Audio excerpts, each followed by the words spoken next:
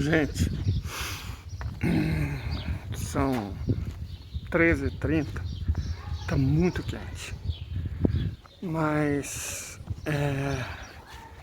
eu preciso falar algumas coisas. Vamos falar sobre guerra e eu tenho dificuldade de falar sobre elas paradas. Então a gente conversa enquanto eu tô indo pra casa. Tô de boné, dessa vez eu tomei muita água, dá pra chegar tranquilo. Seguinte,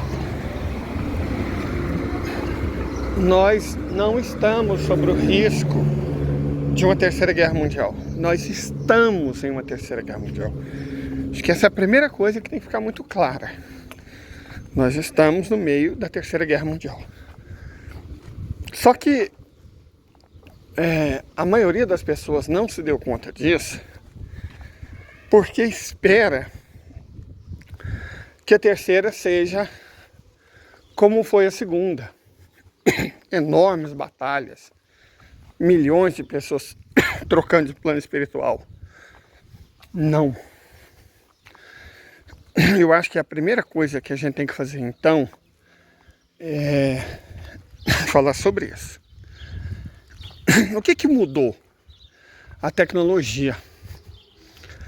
A tecnologia avançou enormemente da Segunda Guerra Mundial de 1945 para agora.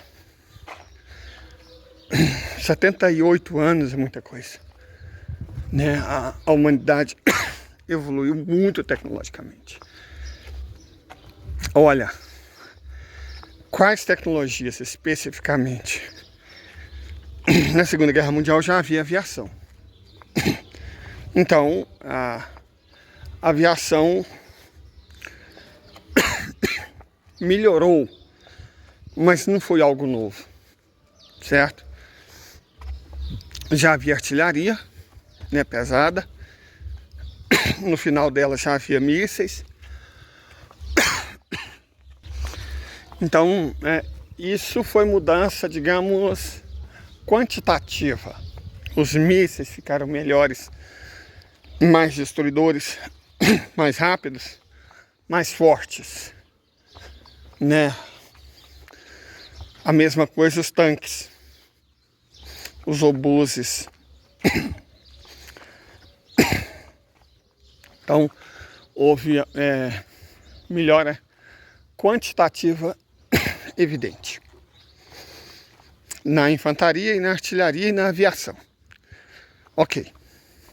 Agora, a mudança mesmo está na introdução de novas coisas. A informática mudou tudo. Porque a informática acabou gerando a interferência eletrônica, inteligência artificial, os satélites, radares já existiam. Eu até fiz um fio na outra rede social sobre os radares. Certo, radares já existiam. Acho que eu tenho um vídeo aqui bem no começo dessa parte mais geopolítica do canal sobre radares. Então, houve evolução muito grande de radares, mas eles não são nada novo. Agora os satélites são. O laser mas ninguém utiliza. Utiliza. A Rússia utiliza laser, utiliza muito laser. Inteligência artificial é usado por todas as partes do conflito. Certo? Satélites são usados por todas as partes do conflito. Só essas três coisas fazem uma diferença abissal. Satélites, interferência eletrônica, inteligência artificial. Faz uma diferença abissal. Abissal.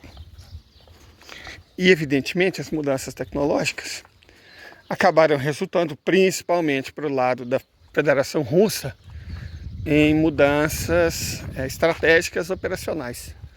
Para a OTAN parece que não fez tanta diferença assim não. As táticas deles são muito pouco diferentes da que eles usaram na Operação Choque e Pavor, por exemplo. Na guerra assimétrica que eles fizeram contra o Iraque. Nossa, cara, eu adoro a Cássia. E ela, diferente da maioria das plantas que tem flores bonitas e abundantes, A acácia tem um perfume, engraçado, o perfume típico de todas as flores roxas. Todas as flores roxas têm esse cheiro. Eu acho que deve ser alguma coisa na própria cor. Eu amo flores, gente. É estranho já estar falando de guerra e flores, mas eu amo flores. Acho que quem acompanha o canal sabe o tanto que eu gosto de flores. Eu tenho um motivo especial para flores roxas em particular. Né? Elas, a quaresmeira, a acácia, a violeta africana, tem um cheiro muito específico, que me evoca recordações boas. Mas voltando ao assunto menos agradável da guerra. Então, gente, os Estados Unidos lutam como quem luta guerra assimétrica. Quando você tem que enfrentar pessoas armadas basicamente com Kalashnikov, a estratégia de guerra sua é matá-las. É isso. Foram o que os Estados Unidos fizeram no Iraque. Estados Unidos e aliados, né? OTAN. Iraque, na Líbia, na Síria, no Afeganistão, milhões. Eles tiraram a vida de milhões de muçulmanos. Muçulmanos afegãos, muçulmanos árabes. Tiraram a vida de milhões de muçulmanos. E a estratégia deles essencialmente é essa. Retirar a vida de pessoas que lutam com Kalashnikov. Para isso, os Estados Unidos sempre se valeram de uma grande superioridade e cobertura aérea, certo? E artilharia pesada. Dessa vez, no entanto, primeiro, a superioridade aérea absoluta é russa. A Ucrânia não tem mais força aérea operacional, não. Ela pode ter, de vez em quando aparece um helicóptero, de vez em quando aparece um caça, mas ela não tem força aérea mais. Não tem aeronáutica. Eventualmente aparece algum aparelho que voa, mas ela não tem mais aeronáutica ou não tem mais marinha. No próprio exército, a Ucrânia não tem mais infantaria pesada, nem tem mais artilharia. A Ucrânia está lutando com infantaria leve. Essa é a verdade, ela está lutando com infantaria leve. Todas essas bobagens que eles mandaram para o fronte, a Rússia tem destruído sistematicamente. E aí eu ouço de gente assim, bem intencionada, razoavelmente bem informada, a Rússia está fazendo essa guerra lenta porque não dá conta, porque é difícil. Cara, deixa eu falar uma coisa para vocês, camarada. A Rússia está lutando nessa toada porque é conveniente para ela, porque ela quer. Óbvio, todo mundo gosta do Sun Tzu, né? Eu tenho em casa, muita gente tem. Mas ler Sun Tzu não te torna mestre em estratégia, não. Sinto dizer. É claro que o Putin leu Sun Tzu.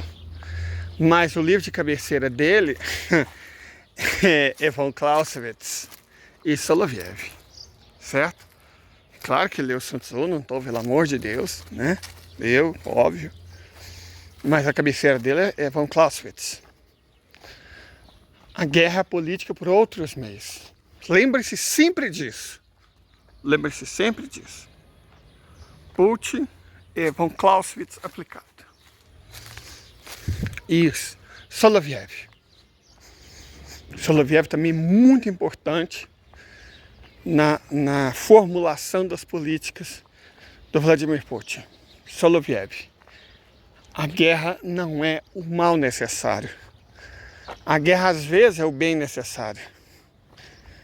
Soloviev entende a guerra não como um desperdício de recursos, sabe? Aquela adolescente que está presa naquela conversinha de guerra. É um bando de velhos, sei lá o que, matando jovens, sei lá o que. Cara, para com isso. A grande maioria dos avanços humanos foram feitos em função da guerra. As tiranias não são derrotadas senão pela força das armas. Certo? É por isso que os israelenses pedem paz aos palestinos. Porque ele sabe o que a paz significa.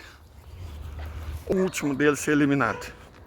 Então, sem esse pensamento adolescente, tá? Que nós tentamos e de fato nos empenhamos em fazer um trabalho sério. Então, Soloviev, que ele sim, junto com von Clausewitz, são os verdadeiros gurus do Putin, Soloviev entende a guerra é necessária, eventualmente, e que há determinados tipos de paz que só são encontrados depois da guerra. Então eu sei que é lindo, que é fofo, que é anárquico, mas imaginar que toda guerra é má, não, só que não é assim, ou pelo menos não é assim que o Putin pensa. Sabe, eu adoro Sun Tzu, cito ele sempre, tenho ele, mas quem o Vladimir Putin leu mesmo é von Clausewitz. Primeiro, vamos estabelecer isso. A guerra é a política por outros meios. Ela é necessária para que haja redistribuição de recursos. Traduzindo, o Ocidente não será mais tolerado. Não se tolerará mais as políticas que o Ocidente vem levando a cabo. E o Ocidente não vai ser convencido pela força da argumentação a simplesmente parar. Ele vai ter que ser derrotado. E vai ser pela força das armas. E isso é uma revolução. Aliás, vamos aproveitar que a gente está conversando com calma e explicar o conceito de revolução. Nossos amigos marxistas de sofá, marxistas de YouTube, marxistas de rede social, eles têm uma visão infantiloide de marxismo e de revolução. Lenin escreveu um artigo, um ensaio chamado Esquerdismo, a doença infantil do comunismo. Cara, a leitura dela faz muita falta para muita gente que está aí na blogosfera. Faz muita falta mesmo. Vou deixar aqui para vocês uma definição de revolução de um revolucionário de verdade. Só um momentinho. Não vai cansar vocês, não. Nós marxistas chamamos de revolução, não é luta armada, forçosamente. A luta armada pode ser necessária ou desnecessária, depende das circunstâncias. A revolução é uma substituição de classes no poder. No caso brasileiro, a substituição da burguesia pelo proletariado no poder. Mas para fazer isso hoje no Brasil, nós precisaríamos de 3 condições básicas, fundamentais. Para que a revolução socialista possa ser vitoriosa no Brasil, seriam necessários, em primeiro lugar, que à frente da classe operária exista um partido revolucionário. E é o que não temos, como eu já mostrei a vocês. Em segundo lugar, que a classe operária esteja organizada, pelo menos nos sindicatos, que é a forma mais elementar de organização dos trabalhadores. Também é precaríssima a organização ainda. No Rio de Janeiro nós temos 180 mil metalúrgicos. O Sindicato dos Metalúrgicos, o ano passado, realizava eleição para a sua diretoria. Kits prontos para votar, quer dizer, em condições de votar naquele sindicato, de 180 mil metalúrgicos, eram apenas 11 mil, quer dizer, menos de 5%. Quer dizer, não vai ao sindicato. E a parte considerável da classe operária brasileira ainda está muito longe do sindicato. Se tomarmos toda a classe operária no seu conjunto, talvez não tenhamos 10% organizado, quer dizer, efetivamente organizado sindicalmente. Essa é uma das condições básicas para a realização de uma revolução vitoriosa para o socialismo. E ainda há uma terceira questão fundamental, porque quem faz a revolução não é apenas a classe operária. A classe operária é dirigente porque é a classe mais consequente, a que tem maior interesse em mudar o regime, em conquistar um regime livre da exploração do homem pelo homem. Mas quem faz a revolução são as grandes massas populares, a classe operária com seus aliados fundamentais, que é o trabalhador do campo, milhões de brasileiros que estão no campo, que não são proletários, não são ainda assalariados, e a pequena burguesia urbana que tem contradições com o latifúndio e com o imperialismo. Mas a classe operária, para dirigir esses aliados, ela precisa ter um mínimo de democracia, para poder ter um jornal, ter meio de comunicações, para levar a sua linha, a sua orientação às grandes massas aliadas, às forças aliadas da classe operária. E isso não existe no Brasil. Nós estamos muito longe da democracia para o povo. A democracia no Brasil ainda é para uma elite. Pronto. É claro que o jovem pode dizer que Luiz Carlos Prestes não foi um comunista de verdade. Porque para eles ninguém foi, né? Cara, acho que é desnecessário dizer quem foi Luiz Carlos Prestes. Se a pessoa está teimando com ela aí, não tem mais o que eu possa falar. Para meu vídeo por aqui e vai ouvir o Jones Manuel. Certo? A juventude psolista. Não tem mais o que eu possa fazer. Certo? Mas continuemos. A revolução é quando as coisas mudam. Quando os que estão no poder são retirados e substituídos por outros. E para você retirar a OTAN do poder, o Ocidente do poder, o capitalismo do poder, os Estados Unidos do poder, isso vai ter que ser um processo revolucionário. Seria lindo se a gente chamasse eles para uma conferência e no fim, depois de debates, cada um mostrasse seus melhores argumentos, suas melhores inteligências, chegar à conclusão que tá certo, vai ser assim. Vamos mudar então. Só que não é isso que acontece. Os ricos, os bilionários estão encastelados, numa posição muito cômoda para eles e muito incômoda para o restante da humanidade. So we do have some time now for questions from the audience. I wonder if we should just take a few, and then we can respond to them all together. So, okay. Thank you. I have a question. What's the difference between the U.S. debt and the debt that African nations own? Because the U.S. debt doesn't keep the U.S. from being one of the leading powers of the world, but then African nations can't make it because of that debt that is strangling them. Shall I talk? Okay.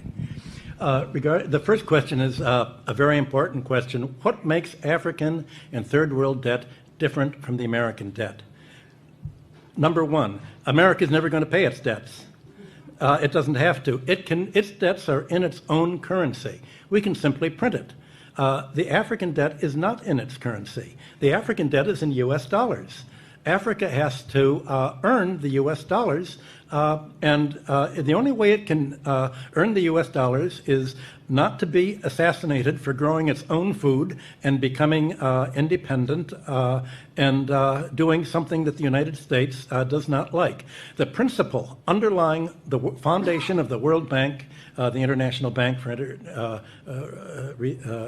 IBRD, research, the World Bank, is that no country should grow its own food. Africa and the third world should only grow export crops. To export, in order to have an oversupply of cocoa and other tropical raw materials, to keep down the price, they must buy their grain from the United States or Europe, so that if they do something that we don't like, we can do what America tried to do to China in the 60s. We can sanction them. We can say, we're going to starve you. We're going to not export any grain to you. So owing their foreign debt in dollars means that they have to somehow sell something that the United States wants, not what they want.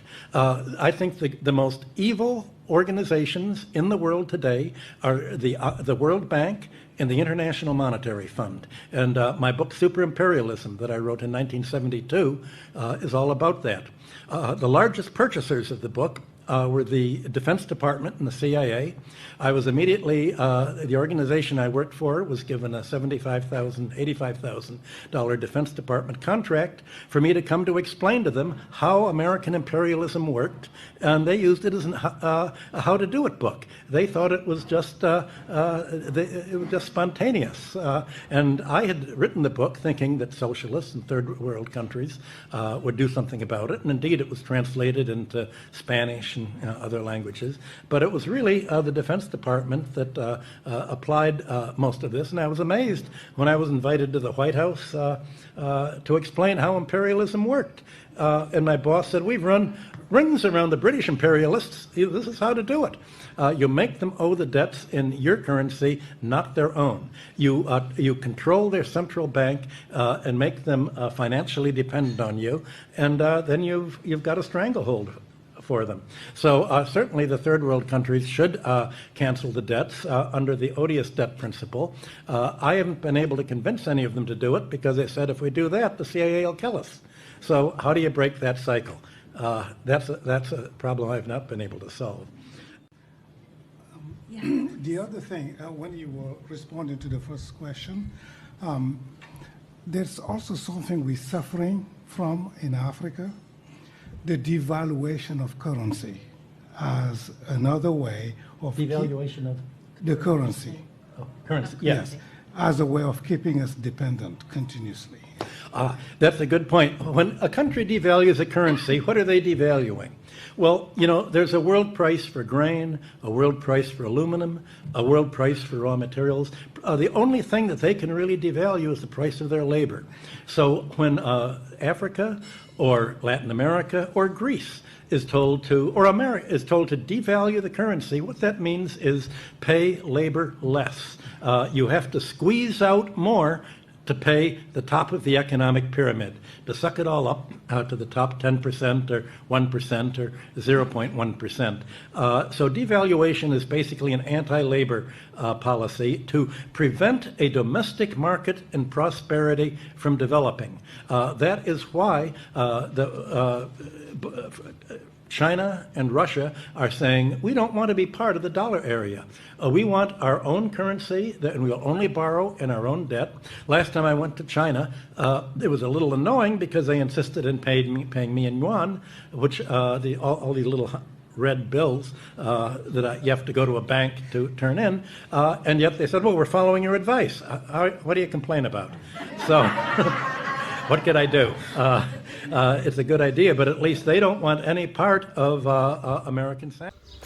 Eles não vão simplesmente entregar o poder. Isso não vai acontecer. Isso vai ter que ser tirado deles. No mais das vezes pela força das armas. A guerra já está acontecendo e ela é civilizacional. Certo? Me acusar de olavista, né? Hoje aconteceu de novo, na mesma rede social.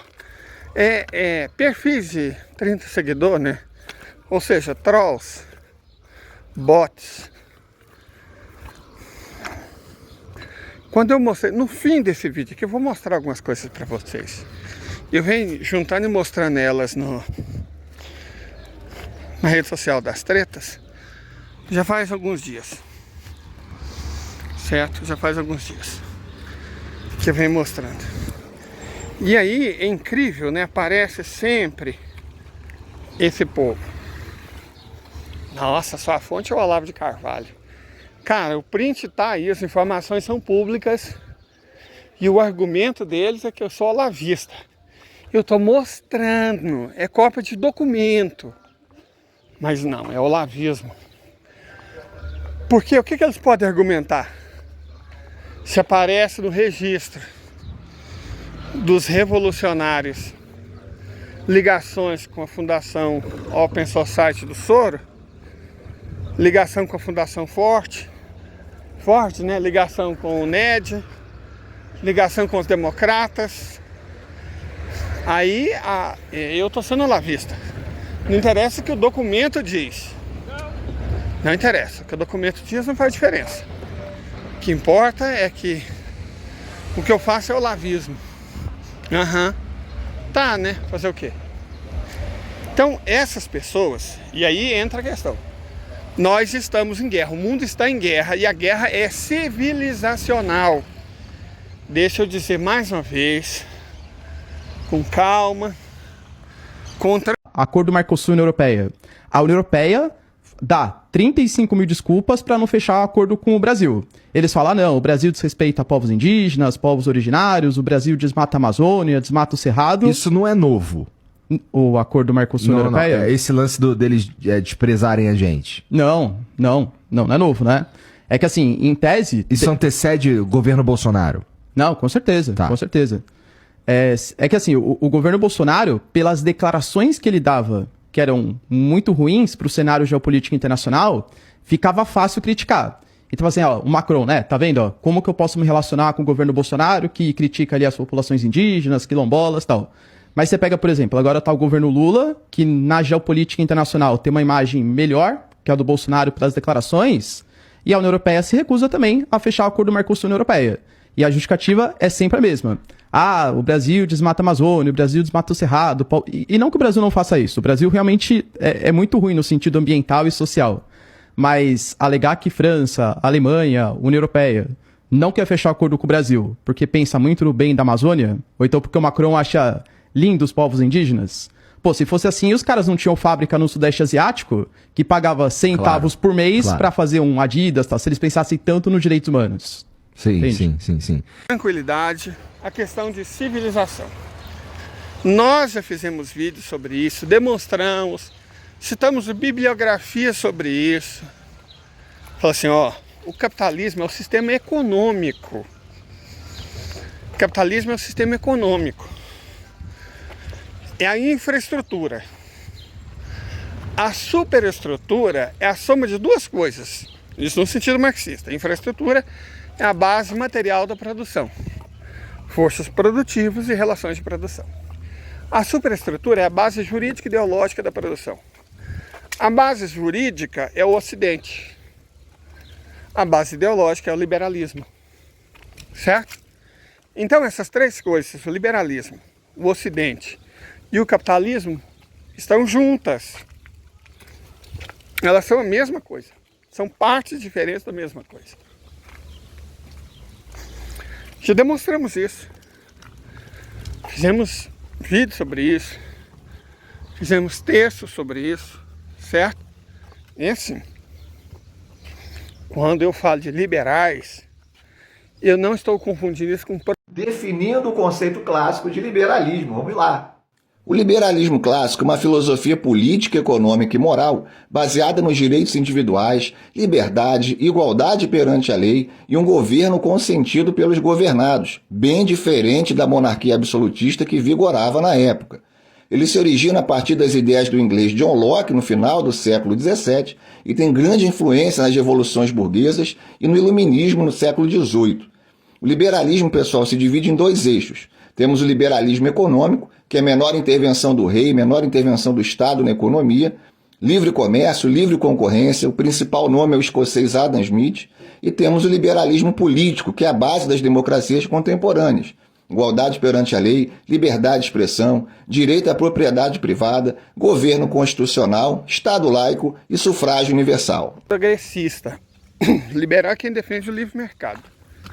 Como se o mercado pudesse ser livre, né? O Ocidente é uma espécie de base jurídica que supostamente iguala os indivíduos pela lei, mas coloca a lei sob o controle e o comando de uns poucos, de uma elite. É sobre isso que eu falo. Sobre isso que eu estou falando. São três coisas distintas, mas partes integrantes do mesmo sistema contra o qual A Rússia, o Irã, a China, a Coreia, as outras civilizações do mundo estão lutando. É uma guerra civilizacional. Não estamos repetindo o Duguinho, eu acho o Duguinho um babaca, certo? Esse negócio de NR não é comigo. Eu tenho problemas com o nacionalismo porque eu sou anarquista. Todos nós somos humanos. Agora, por causa dessas posições, surgem dúvidas. Tipo, eu não sou fã do nacionalismo. Então por que eu vivo falando do entreguismo? Porque uma coisa, eu não ser o maior fã do nacionalismo. Outra, muito diferente, é ser entreguista. São duas coisas completamente distintas. É igual, por exemplo, a discussão rasteira, rasa, na rede social das tretas é o seguinte. Evidentemente, eu estou em campanha, denunciando os zongueiros que estão querendo empurrar a marra o presidente Lula a indicar uma mulher preta no Supremo Tribunal Federal. Ah, mas aí as pessoas argumentam. Teve um infeliz, eu devia guardar, devia tirar print, né? Tire a sua boca imunda, o nome da minha cor, da sua boca imunda, não fale a sua boca imunda do meu povo. Oh, meu Deus. A cidadã era se versar mais clara do que eu. Mas nessa época de Yorubá do Leblon, eu não me espanto com mais nada. O outro lá também, o argumento dele é que eu sou branco. E por isso eu estou defendendo brancos. Eu sou desonesto, eu não sei o que. Sabe aquele ad hominem mais tosco. Eu não valho nada, eu não presto. Eu sou um racista, eu sou um miserável, mentiroso, safado, sem vergonha. Não adianta. Xingar não muda a realidade. Não muda os fatos. Sabe? Cara... eu sou um branco, então. As pessoas, como ficou explícito que a posição delas não é moralmente defensável, certo? Que a posição delas é, no mínimo, muito suspeita, porque se trata de ONGs criadas pouco antes de 2013, né?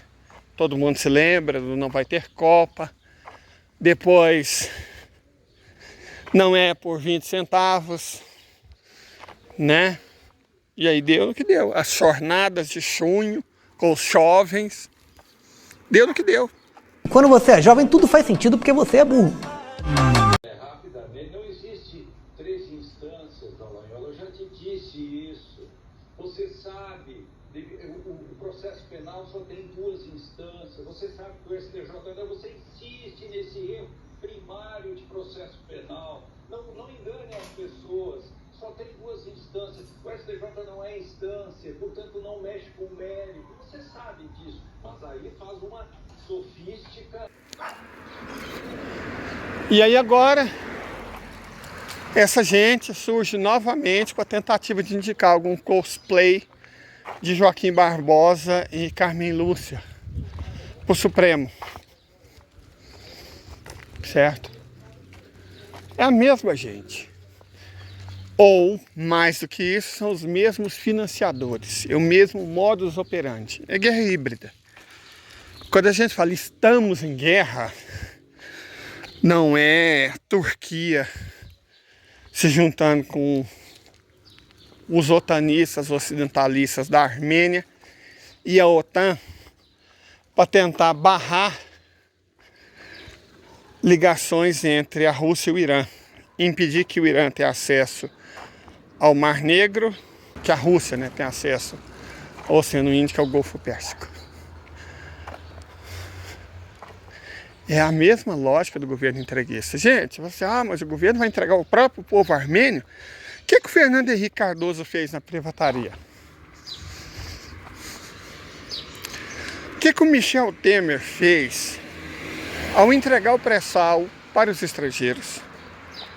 Mais do que isso, ele proibiu a cobrança de impostos por 40 anos, que é o tempo que o pré-sal vai levar para acabar. Isso é o quê? Esse dinheiro era para a saúde, para a educação. O bastardo foi eleito vice-presidente na chapa que prometia entregar os recursos do pré-sal para a saúde e para a educação. Ele foi eleito vice-presidente. Ele deu um golpe de Estado numa presidenta honesta para fazer exatamente o contrário daquilo para o qual a Dilma foi eleita. E ele foi junto. E eu lembro dessa mesma gentinha desonesta. PT escolheu o vice. Não, bebê, o PT não escolhe o vice. Quem escolhe o vice é o partido do vice. Quem escolheu o vice foi o MDB. O PT não teve culpa alguma disso. Mas essa gente é desonesta, ela é muito desonesta. É um povo muito mentiroso. Sabe, quer fazer o quê? Vamos falar a verdade? Pode? Não, né? Eles vão mentir. Mentem como respiram. Mas, enfim. O Bozo foi outro que entregou o próprio povo. Sacrificou a vida de meio milhão de pessoas que morreram desnecessariamente, sufocados, para tentar ganhar $1 por vacina. Então, falar assim, a liderança da Armênia, a liderança otanista da Armênia está arriscando o fim do próprio país em favor da OTAN, ou isso é um absurdo? Não é. É só pensar em Fernando Henrique Cardoso, Michel Temer e no Mijair, que fizeram exatamente isso.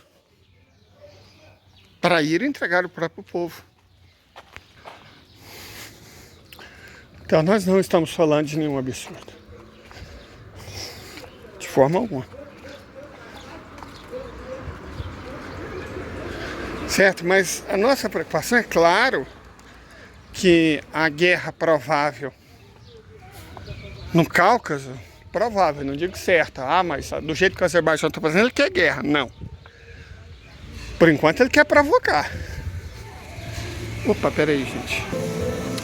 Gente, minha garganta está muito seca, só vou tomar esse mineirinho aqui. E comer esse pouquinho de feijão tropeiro que eu ganhei e já volto.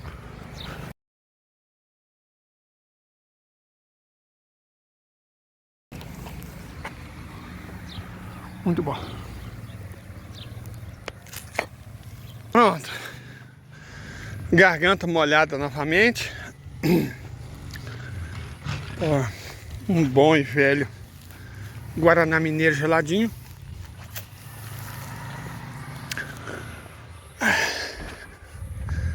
Podemos continuar. Então, o fato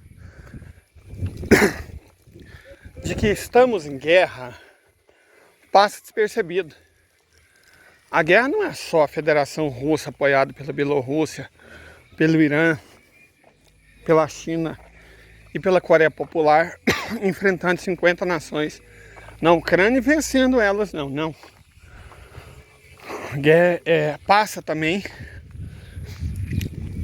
por um conflito surdo, mas muito mais brutal,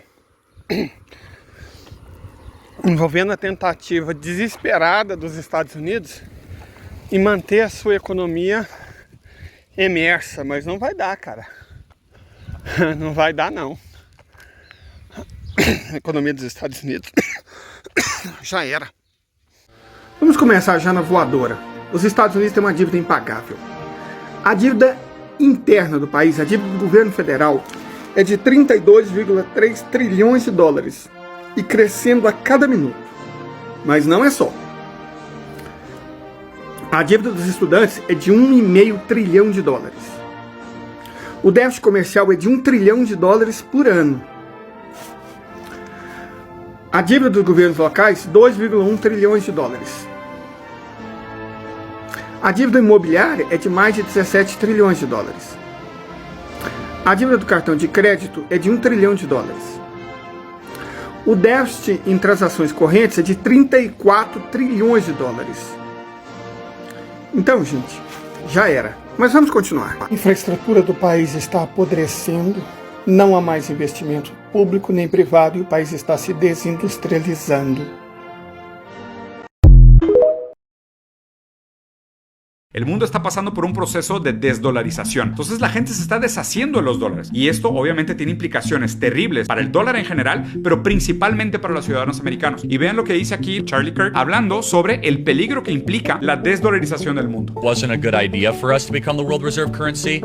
However, it's a fact that if we stop being the world reserve currency, every single person in America gets significantly poor overnight. Si el mundo se desdolariza, inmediatamente lo que va a suceder es que va a haber un flujo gigantesco de moneda dólar de regreso a Estados Unidos, una inflación enorme y los americanos se van a volver brutalmente más pobres de la noche a la mañana. Quiero que aquí recuerden y tengan en presente estas imágenes de las calles llenas de zombies en Estados Unidos, de la gente viviendo en casas de campaña bajos de puentes, de las personas que duermen en sus carros y ya las condiciones terribles que está viviendo de pobreza Estados Unidos, la gente comiendo de basureros, agarrando comida detrás de los supermercados, aunque sea comida tirada a la basura para poder sobrevivir, el nivel de deuda y de inseguridad material que vive la gente en Estados Unidos, y multipliquen esto por 10 en el caso de que el mundo se desdolarice. ¿Por qué? Acuérdense que el dinero tiene un valor también relativo en contra de qué tanta gente lo quiere o qué tanta gente le encuentra un valor o lo quiere usar versus el dinero disponible fluctuando en el capital o fluyendo a través del mercado. Entonces de repente van a haber muchísimos dólares y poca gente que los va a querer. Entonces los dólares van a regresar a casa con muchísimo menos valor relativo del que tienen hoy en día. Hay décadas enteras donde parece que no pasa absolutamente nada y de repente hay semanas donde parece que pasan siglos. Por primera vez, el GDP de los BRICS superó el GDP del G7. Los BRICS contribuyeron el 31.5% del PIB global ajustado por PPA, mientras que el G7 solo proporcionó el 30.7% del PIB global ajustado por PPA. ¿Qué significa esto? Como les decía, el mundo está pasando por un proceso de desdolarización. El dólar americano durante muchísimo tiempo tuvo como un monopolio hegemónico del poder global y además se usó como un tipo de divisa que funcionaba como una divisa de ahorro. Todos los países transformaban su plusvalía, o sea, su exceso de productividad en dólares. ¿Por qué? Porque el dólar al principio, después del evento de Bretton Woods al final de la Segunda Guerra Mundial y el estándar oro, tenía su moneda respaldada por oro, lo cual hacía una moneda estable. Entonces, cuando otros países que tenían monedas muy volátiles querían ahorrar dinero, era mucho más seguro ahorrar dinero en dólares, porque los dólares estaban respaldados por oro. Después el estándar oro fue sustituido y se transforma en el petrodólar y es el poder bélico y geopolítico internacional de Estados Unidos, lo que proporciona su estabilidad. Entonces hace que la moneda americana sea sumamente fuerte y deseable porque es una moneda de ahorro, es una moneda estable. Entonces todo el mundo quería, oye, pues voy a guardar mi dinero, lo voy a guardar en dólares. Bueno, ahora ya no. Y aquí quería hacer una última recomendación que me parece importante para nosotros como latinoamericanos frente a este nuevo conflicto, frente a un mundo que se desdolariza y a un BRICS que se vuelve más fuerte que un G7, ¿no? Recordando que BRICS es Brasil, Russia, India, China and South Africa, ¿no? Que habla de una unión tanto del sureste asiático como África y América Latina. Aquel que determina los grupos subalternos se reserva para sí mismo el lugar universal. Durante muchísimo tiempo nosotros aprendimos que éramos latinoamericanos, aprendimos que nuestro lugar en el mundo era ser la manufactura de los ricos, aprendimos que nuestra materia prima era lo más valioso que teníamos para vender, y creo que este es un momento en la historia donde nos da para hacer una enorme reflexión sobre quiénes somos realmente y qué oportunidad nos da estas nuevas condiciones materiales del mundo para pensarnos a nosotros como libres de esta etapa colonial posmoderna, si quisieras verlo así. ¿Quiénes somos nosotros después de superar la caída del imperialismo anglo? ¿Qué lugar nos vamos a dar en el mundo ahora que ya no tenemos a alguien que nos dijo que éramos eternos esclavos, eternos productores, eternos proveedores de materia prima barata y de mano de obra barata? ¿Qué lugar queremos en el mundo? Acuérdense que adoptar el discurso colonial también de alguna manera nos coloniza mentalmente y nos hace inconscientemente esclavos eternos, porque la idea de ser subyugados es una parte tan importante de nuestra identidad como nuestro color de piel, como nuestro idioma, como nuestra bandera y nuestros símbolos patrios. Abandonar esta idea de que nosotros estamos eternamente naturalizados a ser colonizados y a ser sobreexplotados es también la necesidad ideológica de superar esta etapa colonial e imperialista. Sabe, a dívida, o declínio econômico, os problemas imobiliários, tanto na parte do pagamento quanto o fato de que não está valorizando mais. Não tem mais como, né? Quer dizer, o que cresce? Os aluguéis crescem, mas a renda diminui. Então, uma hora, o mercado, querendo ou não,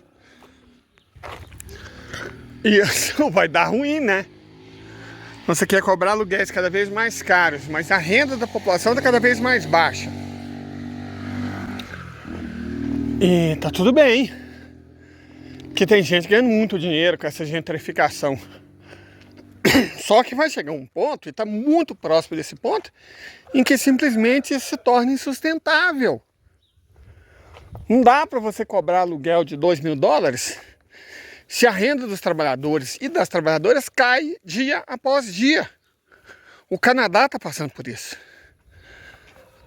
A Inglaterra está passando por isso. Os Estados Unidos estão passando por isso. Aliás, vamos mostrar que realmente eles estão passando por isso.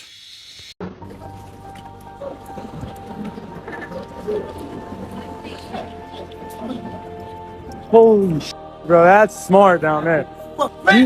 Do you live down there? Holy shit, that's smart, bro. Los altos costos de vivienda en el mundo están provocando un gran aumento de personas viviendo en la indigencia. Las calles en ciudades del primer mundo cada vez se parecen más a las de naciones tercermundistas, donde la pobreza y el desempleo son una constante. Londres figura en la lista de las ciudades más glamurosas del mundo que están yendo de la opulencia a la marginación, como sucede en Nueva York y Los Ángeles. La capital de Inglaterra está sufriendo los estragos de la crisis económica. Personas sin hogar, la migración y drogadicción en las calles, tal como lo está viviendo Estados Unidos. La famosa avenida Oxford Street es una de las calles más populares del mundo, al ser por muchos años un atractivo por sus más de 300 tiendas comerciales. Hoy, al igual que el Paseo de la Fama en Hollywood, cada vez es más notoria la presencia de personas sin hogar durmiendo en tendidos improvisados a lo largo de la prestigiosa avenida. Viu? Isso é sustentável? Ontem eu estava até um debate amistoso com alguém lá no nosso canal, em que a questão em debate eram os 100 mil norte-coreanos que se voluntariaram para defender a Rússia no campo de batalha. Se era vantajoso ou não? Falei, cara, é vantajoso. Porque a maneira como a Federação Russa luta é com aviação e artilharia pesada. E a Coreia do Norte basicamente forneceu infantaria. A maneira como a Federação Russa é ótima porque extermina recursos, armas, munições, equipamento, mão de obra do inimigo. É ótimo para derrotar o inimigo. Mesmo o inimigo distante, que está só apoiando, como os países da OTAN. É fantástico. Tanto que a economia da Europa foi destroçada. A dos Estados Unidos destroçada. E a Rússia está no pleno emprego, com a inflação mais baixa do bloco, e se tornou a maior potência econômica do continente europeu. Então é visível que ela está ganhando. Nesse sentido, não há razão para ela simplesmente apelar e destruir a Ucrânia. Não. Se ela está ganhando muito dinheiro assim, se ela está desgastando muito o inimigo dessa maneira, por que ela vai parar de lutar do jeito que ela está lutando? Não faz sentido. Então a Rússia está encontrando dificuldades. Que dificuldade? Se ela quisesse destruir a Ucrânia, teria feito nas 3 primeiras semanas. É incrível que passando 1 ano e meio do início do conflito, ainda haja pessoas que não entenderam o que a Rússia está fazendo. Ela não está lutando contra a Ucrânia. A Ucrânia não é adversária para a Rússia. Ela está lutando contra o Ocidente. E destruir um inimigo à distância é mais complexo do que derrotar ele no campo de batalha. Você tem que fazer ele desgastar a sua economia. Você tem que colocar a sociedade contra ele. Olha isso acontecendo na França. El presidente francés Emmanuel Macron fue abucheado por los aficionados durante la ceremonia de inauguración de la Copa del Mundo de Rugby. Pour nous tous, pour nous français. O fato, gente, é que a coisa está pegando fogo. Eu, eventualmente, recebo mensagens por DM em várias redes sociais. E não é incomum que as pessoas me perguntem: Leider, compensa emigrar? Tipo Portugal, Estados Unidos, Canadá, França. Olha, eu falo não compensa. A situação no Canadá, por exemplo, está tão difícil que eles já expulsaram 10 mil estudantes indianos e não estão aceitando mais estudantes porque simplesmente não há mais moradia, certo? O mercado imobiliário está ensandecido com preço elevadíssimo, as pessoas não estão conseguindo pagar aluguéis E você pensa, como o Canadá é um país tão grande, o Canadá é imenso, o Canadá ele tem mais de 1 milhão de quilômetros quadrados a mais que o Brasil, que já é enorme. E a população do Canadá é muito menor que a nossa. Nossa população é o quê? 160 milhões de habitantes a mais que a deles. A população do Canadá não chega a 20% da nossa, e o território deles é maior. Como pode um país tão grande ficar sem moradia? Porque no mundo inteiro, no mundo capitalista, o setor imobiliário não tem mais vínculo com a indústria da construção civil. Os ganhos para os capitalistas estão no setor imobiliário. A renda está nos aluguéis. A casa deixou de ser um direito. A casa deixou de ser um objetivo. O objetivo é lucro das incorporadoras, que tem que ser muito alto, porque já explicamos isso, para as incorporadoras, para as imobiliárias ganharem dinheiro, o rendimento delas tem que ser maior do que a lucratividade dos bancos, porque elas vivem de financiamento. E a taxa de juros nos bancos já está alta. Nos Estados Unidos, o cidadão já está pagando, em alguns casos, 23% no cartão de crédito. Pode parecer muito, considerando a sandice que nós temos no Brasil. Espero que a lei lá do deputado do PT seja aprovada, para que se proíba banco de mais do que dobrar a dívida, porque aqui é um absurdo. Isso aqui é escravidão por dívida. Mas 23% ao ano, perdão, gente, está muito seco de verdade, muito quente. E meus compatriotas colocam fumaça em tudo nessa época do ano. Me perdoe. Mas se eu quiser terminar esse vídeo antes de anoitecer, eu vou ter que narrar do jeito que eu tô mesmo. Perdão. Mas, voltando ao assunto. A questão é que o mercado imobiliário quer lucros extraordinários. E a construção civil não consegue acompanhar. O Canadá simplesmente não tem casa para todo mundo. Em teoria, isso é fantástico, por exemplo, para quem trabalha na construção civil. Se o Canadá tivesse emprego o ano inteiro para essas pessoas, porque não existe construção civil no inverno. Certo? Você ganha bem. Mas onde você vai morar? Por quanto tempo você vai trabalhar? Você vai e volta? E o trabalho na construção civil é pesado. O Portugal, eu já falei aqui algumas vezes, Portugal vai ser provavelmente o primeiro país a quebrar. Na grande crise financeira, que nós já mostramos, não tem como não acontecer nos Estados Unidos, vai quebrar os Estados Unidos, claro. Vai quebrar o Canadá já está semi-quebrado, a Inglaterra já está quebrada, vocês viram o vídeo do cara morando no bueiro, essa é a situação. Mas a situação em Portugal também não está boa. Você vê vários vídeos de TikTok, aluguel 250 euros. Mas aonde? Qual que é a distância até o local de trabalho? A população portuguesa se concentra em 30% do território. Metade dela está na região metropolitana do Porto de Lisboa, que é onde estão os empregos. E nessas regiões, o aluguel foi para a estratosfera. Se você é aposentado ou aposentada, morar em Portugal é uma ideia bastante razoável, porque no interior os aluguéis estão baratos. E as propriedades são razoáveis, o valor delas. Mas se você vai para trabalhar, cara, você vai ter que morar aonde estão as pessoas, que é no sul, na região turística do Faro, na região metropolitana de Lisboa, na região metropolitana do Porto. E aí, considerando o Algarve, 60% da população portuguesa está nessas 3 faixas litorâneas. E o aluguel está caríssimo, os preços imobiliários estão altíssimos, e não se faz casas mais. O Portugal, como o Canadá, como os Estados Unidos, não tem mais pedreiro. Não tem mais pedreiro, mestre de obra.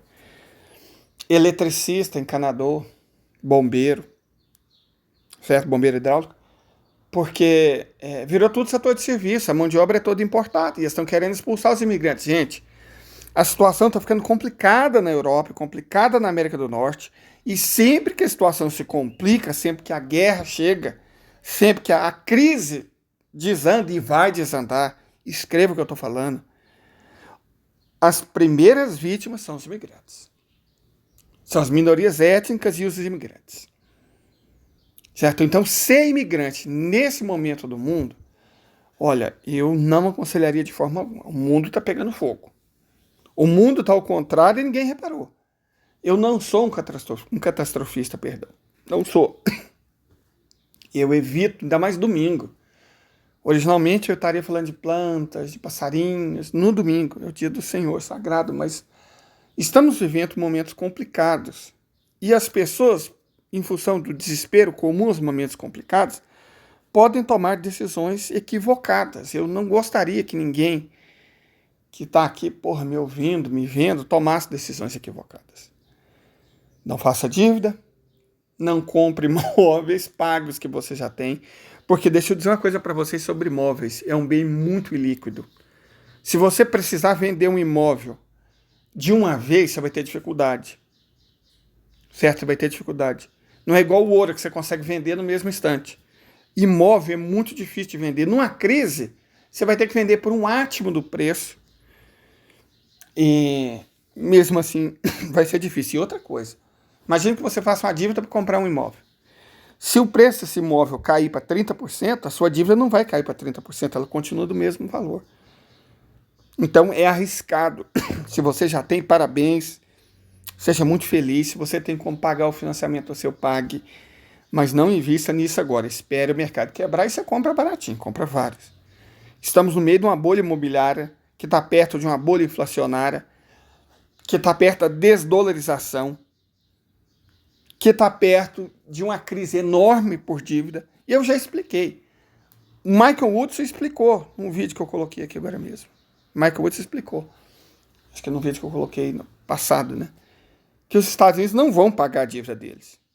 E isso não era um problema, por incrível que pareça, porque é assim que o capitalismo funciona, fazendo dívida.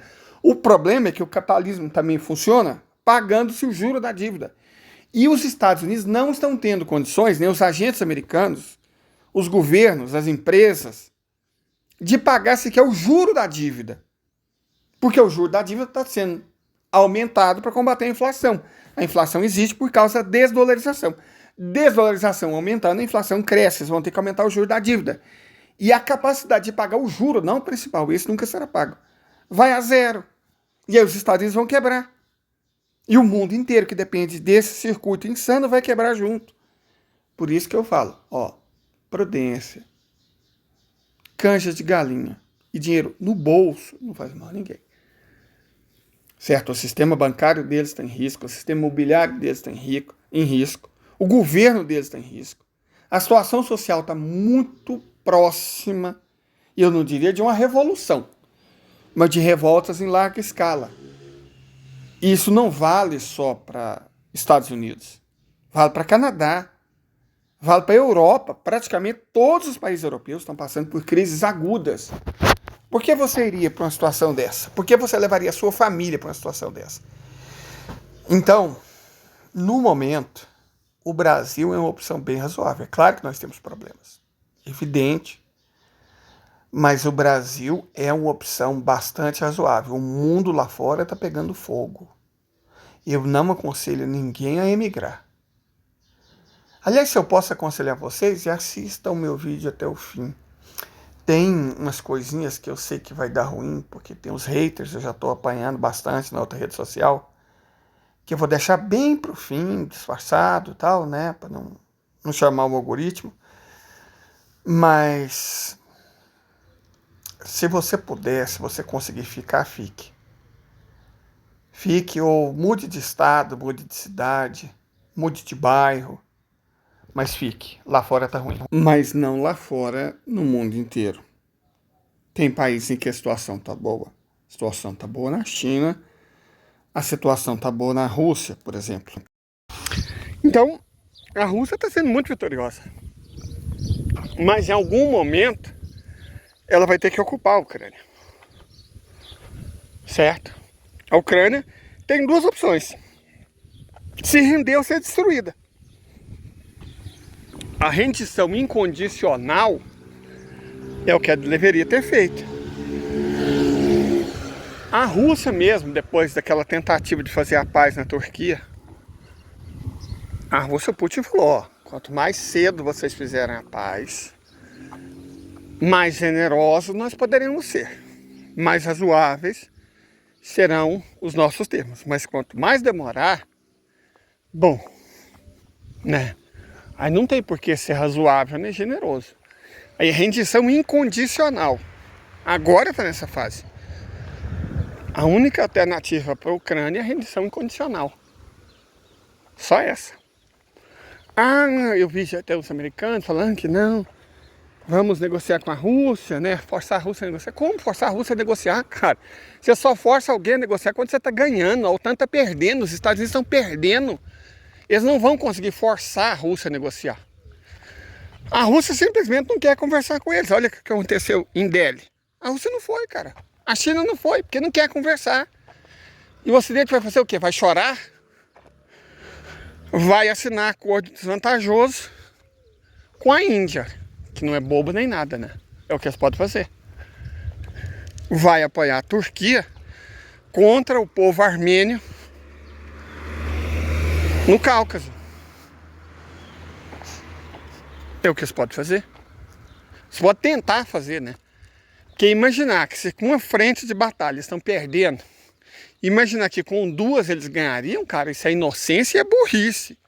Eles vão perder de maneira ainda mais feia. Essa tentativa do Cáucaso, eu não sei se é para aliviar a barra na Ucrânia ou o que é mais provável, tentar salvar a entidade sionista, né? Porque quem está na alça de tiro é ela. E aí eles pensam, é melhor levar encrenca para a Armênia do que levar encrenca para a Síria. Muito provavelmente é isso. Não vai dar certo. Porque eles não têm condições. O fato de que a OTAN, que os Estados Unidos, que a Europa continua sem dinheiro, sem engenharia, sem tecnologia, sem capacidade tática, permanece. Eles continuam sem tudo isso que é necessário. E é inocência ou ilusão imaginar que eles vão bater no Cáucaso, sendo que eles estão apanhando na Ucrânia. Mas a Ucrânia tinha 600 mil quilômetros quadrados. A Armênia é o quê? Do tamanho da Paraíba? Então, resolver as coisas na Armênia vai ser mais fácil para o Irã ou para a Rússia, especialmente, do que foi resolver as coisas na Geórgia. A guerra mesmo na Geórgia levou 5 horas. A Rússia, aliás, só levou 5 horas porque as vacas estavam perturbando o avanço dos tanques. 5 horas a Geórgia estava de joelho. Saakashvili está na prisão.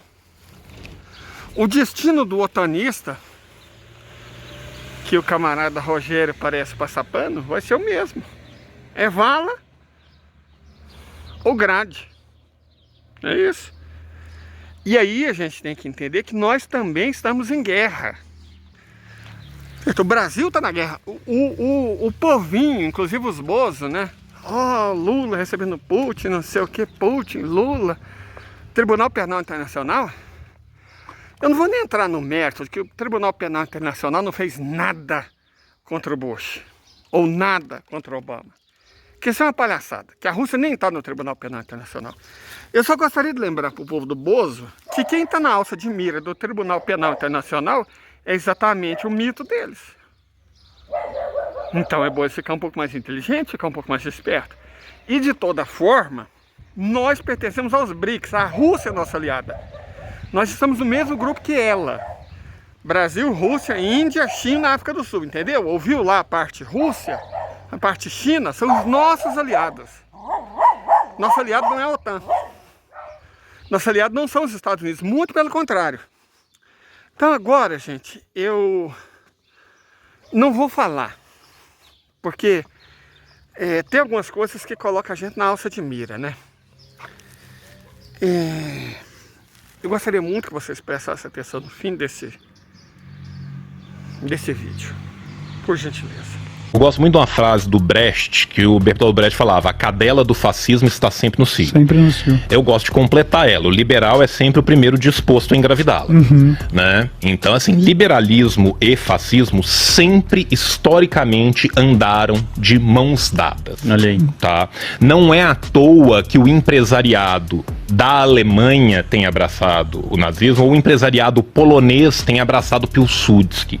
Não é à toa que Henry Ford, que era um baita de um nazista, que é o único americano que aparece no Mein Kampf, que é o único americano que recebeu a comenda máxima nazista, que tinha uma foto de Hitler na sua mesa e Hitler tinha uma foto de Henry Ford na sua. Caralho, Henry Ford publicou nos Estados Unidos, né, o livro O Judeu Internacional.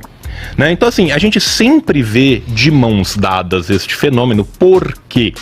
Porque chega um limite que dói no bolso. O que dói é o bolso. Dói o bolso e dói a moral. Dói o bolso porque está entrando menos lucro, e dói a moral quando você vai comprar um vinho e o porteiro do teu prédio está lá comprando um vinho igual e falando: esse chateauneuf do papo é bom, viu, seu fulano? Aí. Tá? A classe média se morde, A classe média sente muito aí. Mas a burguesia, ela não sente aí, por quê? Porque ela não está nesses lugares. Gente, a gente não precisa achar que nós vamos trombar com um burguês no shopping. O burguês faz compra numa loja exclusiva ou num catálogo de importação. Sabe? Mas ele vai sentir o dinheiro entrando a menos. E isso é o bastante para ele girar a moedinha, né? E aí o que acontece? Quando você tem uma pauta que é conciliatória, você não tem como servir a dois deuses antagônicos ao mesmo tempo. Você não serve a Deus e ao diabo ao mesmo tempo, você não serve ao povo e aos inimigos do povo ao mesmo tempo. Na hora que a pauta antagônica é questionada, ela vai romper essa corda. A corda sempre rompe do lado do mais fraco. É o pacto caracu. Eles entram com a cara, né? Então, assim, esse pacto vai romper, e aí quem busca pauta mínima acaba sem pauta nenhuma, né? Isso não significa que a gente não tenha que lutar constantemente pelas pequenas pautas do dia a dia, pelas pautas salariais, pelas pautas de inclusão, por todas as pautas, mas a gente tem que ter o horizonte revolucionário lá na frente. A gente tem que ter muito claro quais são os limites de uma sociabilidade burguesa, né? Nossos sonhos não podem caber dentro de uma urna.